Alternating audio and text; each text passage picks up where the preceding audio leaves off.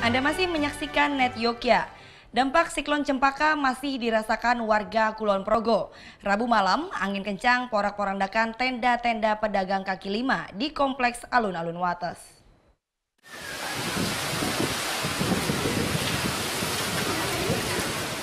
Para pedagang kaki lima di Alun-Alun Wates panik saat angin kencang menerbangkan tenda mereka Rabu malam. Belasan tenda milik pedagang kaki lima berhamburan dan terbang ke tengah jalan. Tak hanya tenda, barang dagangan para pedagang pun ikut berserakan di jalan raya. Para pedagang berusaha menyelamatkan sejumlah barang dagangan yang masih bisa diselamatkan di komplek Alun-Alun Wates, Kulon Progo, Yogyakarta.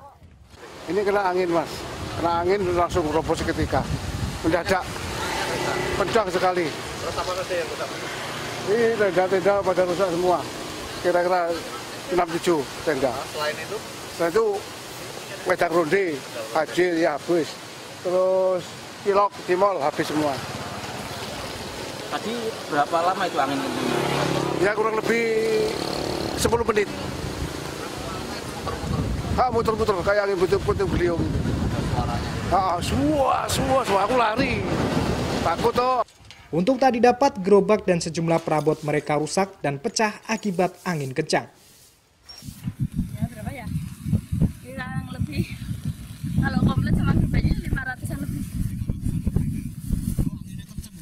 Iya. Ya ini cuma ada mangkok, toples, dagangannya. Setelah reda, warga langsung mengambil kembali tenda mereka yang roboh agar tidak menutup akses jalan. Pasca angin kencang, sebagian pedagang memilih pulang meski dagangan belum semua habis terjual.